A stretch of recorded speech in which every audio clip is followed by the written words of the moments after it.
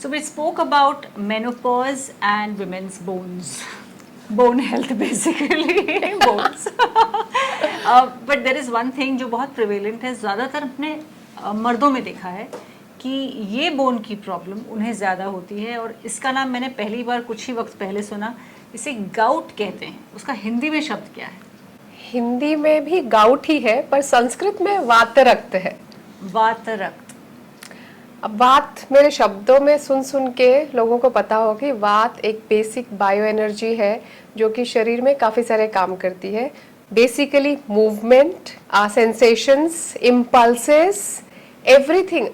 वात दोषों का राजा है. It's the king of all 3 dosha. And I must tell you, gout जिनको होता है उनके लिए सिर्फ गुड न्यूज इतनी है कि it is called the king's disease. मेरे लिए शब्द है संतर्पण जन्य व्याधि.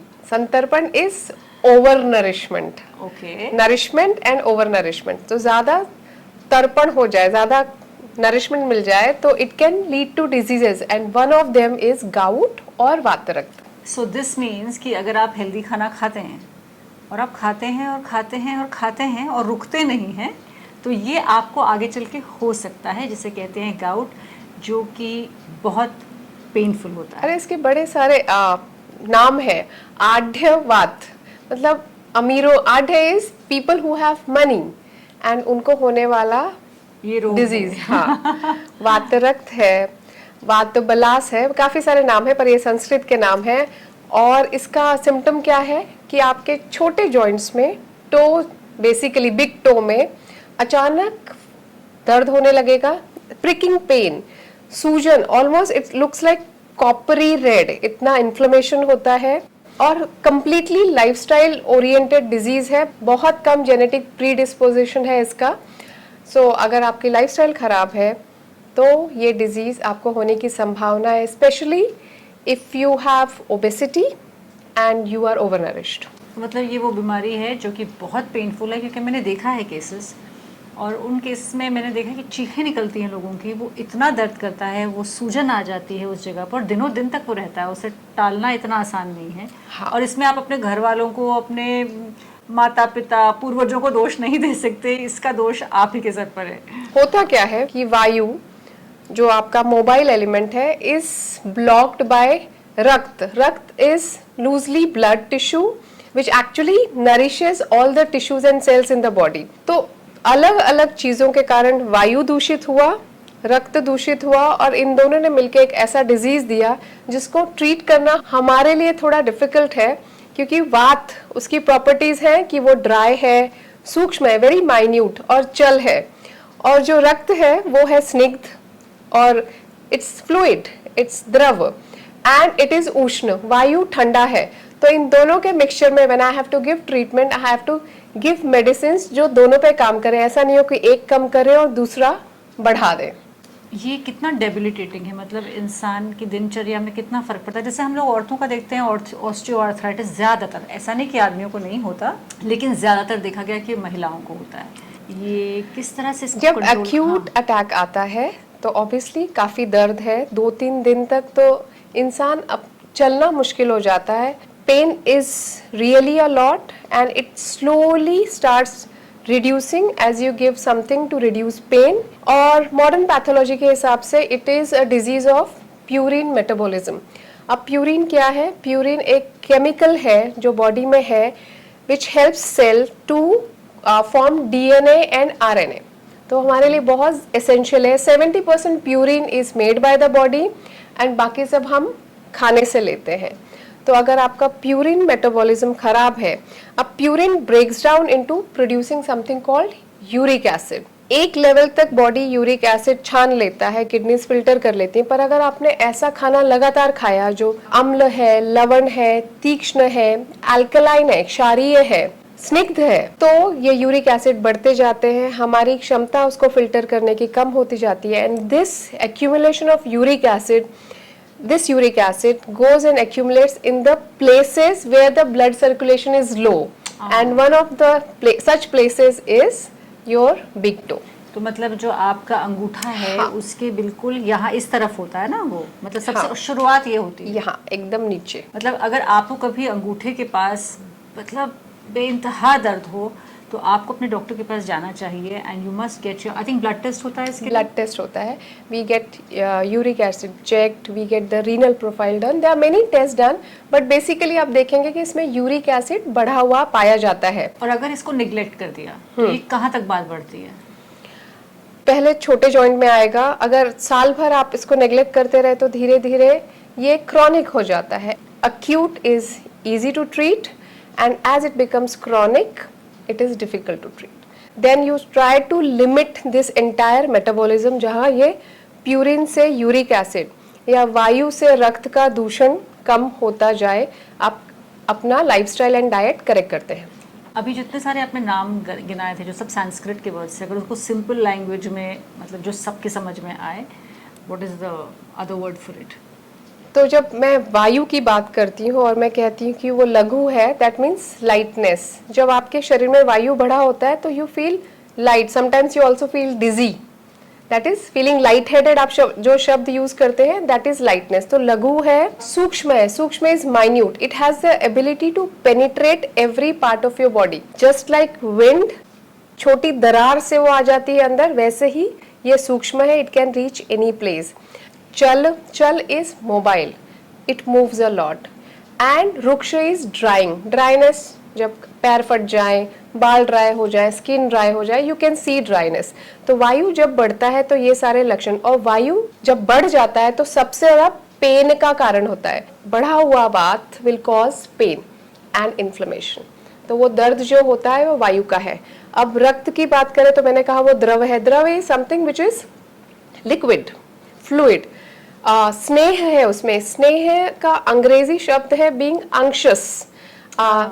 जैसे आपका घी होता है, आपने हाथ पे लगाया तो स्निग्धता होती है, you feel there is something which is soft and smooth, वो स्निग्धता रक्त में है। उष्ण है रक्त, गर्म है। जो वायु है वो ठंडी है, by property it is cold. और रक्त को एक गंध है, विस्र गंधी कहते हैं हम, there is a smell to blood, everybody knows. आपका कभी हाथ कटा हो तो you can smell, there is a different smell, कुछ अलग हो जाता है। No, it is just the components in the blood which give it that smell. Okay. So all these are the properties of these two things. वात दोष है और रक्त is धातु या tissue which is needed to nourish all the cells.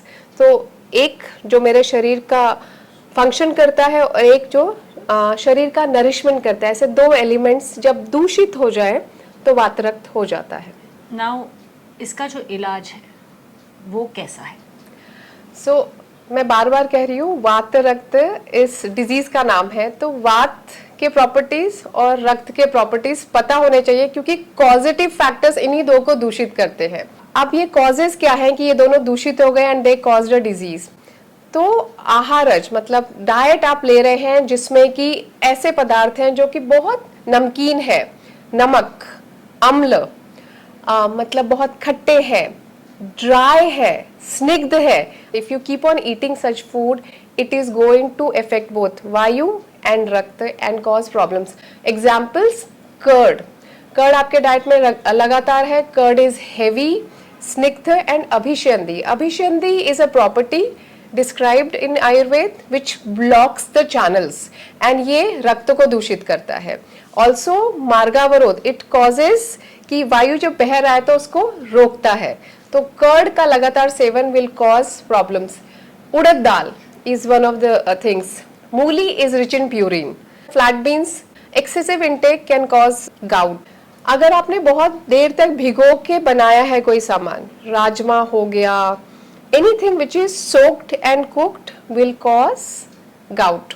If you are eating over, कि उसकी गर्मी निकाल देता है और वो सब होता है, बहुत सारी चीजें, पर आपका ये रेगुलर डाइट हो गया ना तो it is going to cause gout. अब लाइफस्टाइल, दिन में सोना, रात में जागना। रात में जागने से वायु दूषित होता है, दिन में सोने से रक्त दूषित होता है। तो आपने दोनों खराब कर दिया, क्योंकि आप रात भर जाके तो दिन में सोए। Swimming is one of the reasons which can cause gout.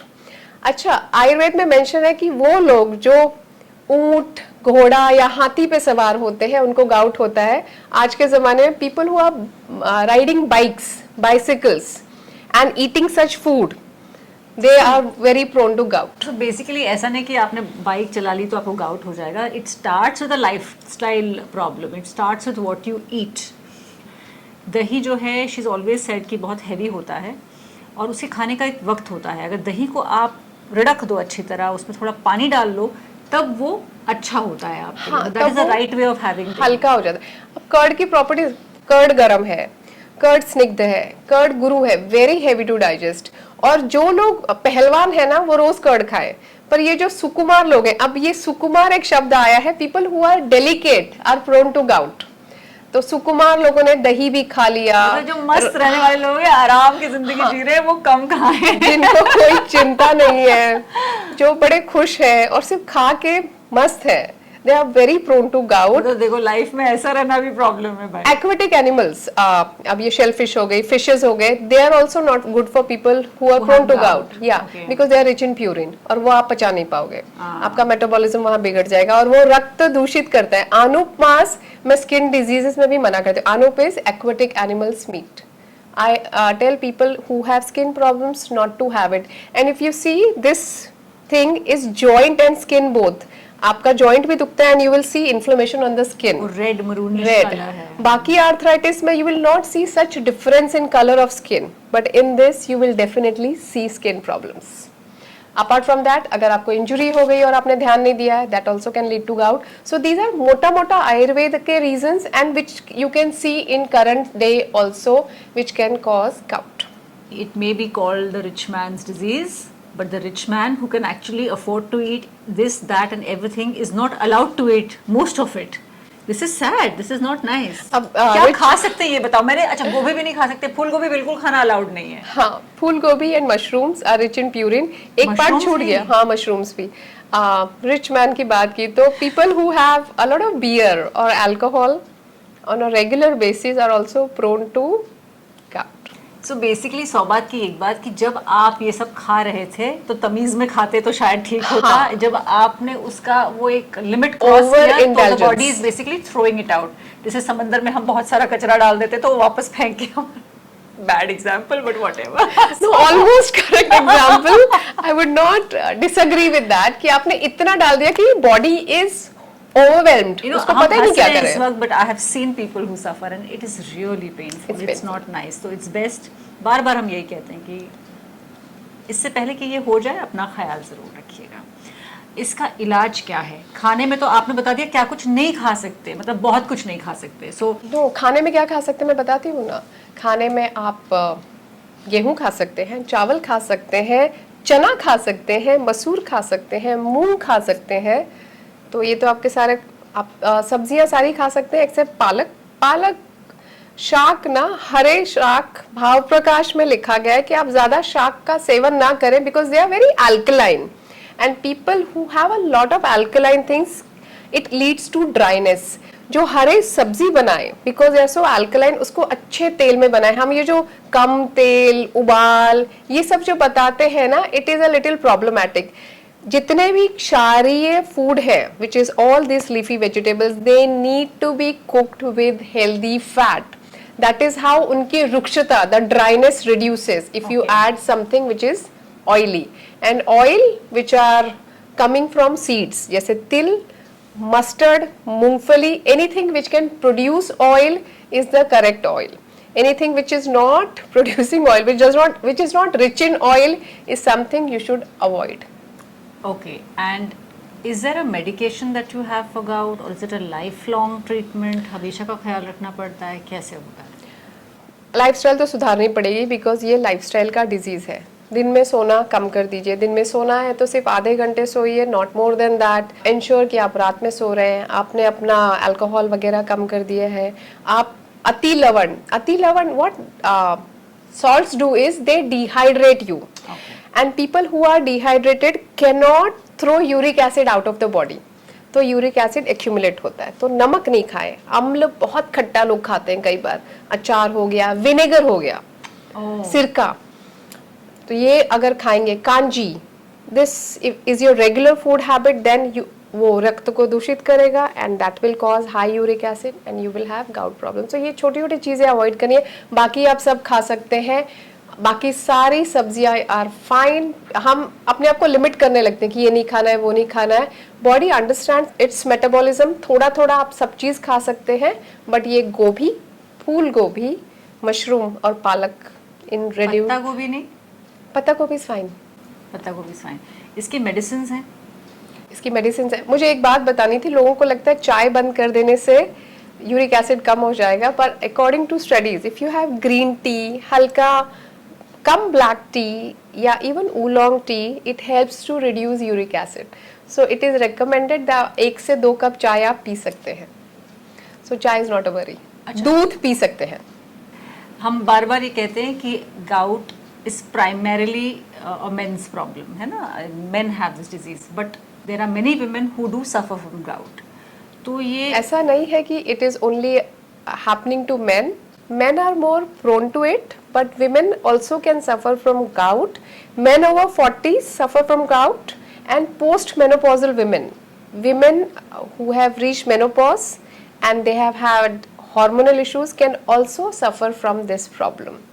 So it is divided, but largely to men and less in women, but both can have gout. so basically हमें खाना वो खाना चाहिए। मैं सोच मतलब सुन के तो हम यही समझ रहे हैं कि अपना जब खाना खाओ तो लेस एसिडिक फूड खाओ, keep your lifestyle simple as much as possible so that when you decide to indulge one of those days, then you can.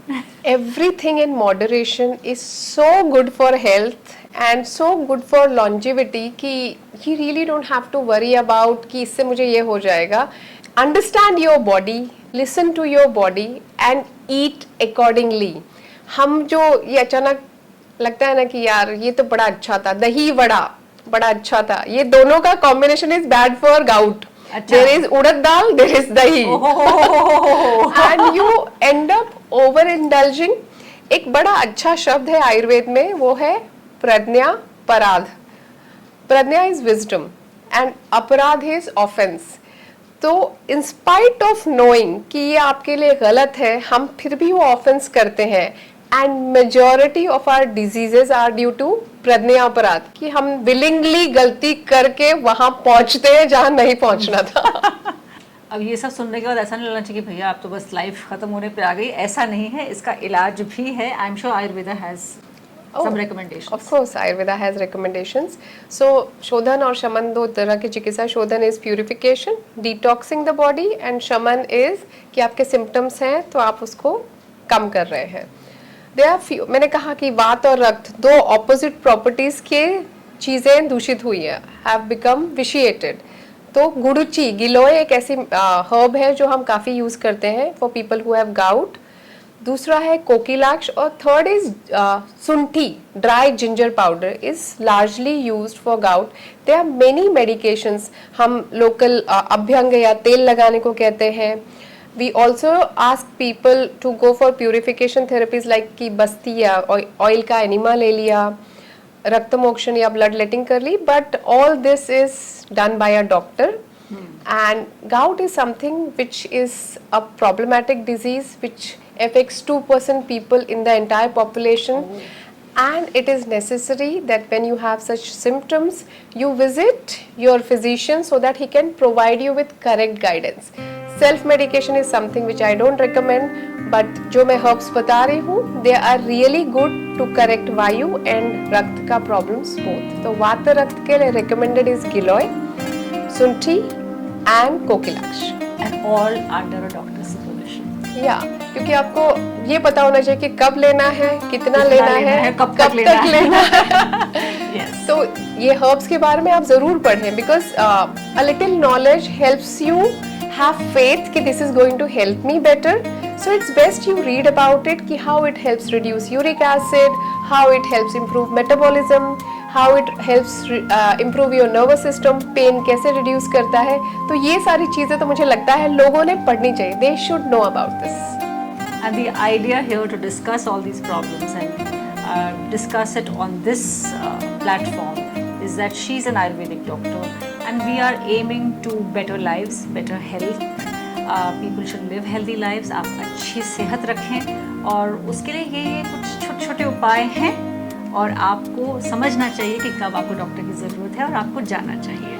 And all these can be taken care of. you should understand your problems, analyze it well, and then correct it with informed decisions.